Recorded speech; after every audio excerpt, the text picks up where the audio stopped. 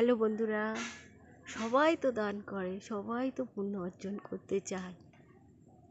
দানের মধ্যে দুটো মেন দান আমি বলবো, যেটা দান করলে মারাত্মক পুণ্য হয়। সবাই তো চায় যে আমি পুণ্য অর্জন করবো, এখানে ওখানে ভিখারিদের দান করছে, কাকে খাওয়াচ্ছে, এ করছে ও করছে, যারা যে যার মতো করে করছে।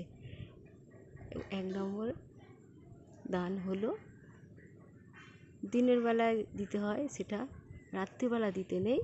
ওটা হচ্ছে নুন।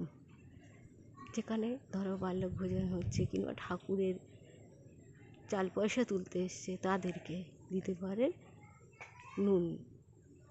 আর 2 নম্বরটা হলো দুটো ঝাঁটা। দুটো ঝাঁটা দু জায়গা দেবেন। একটা হচ্ছে যে কোনো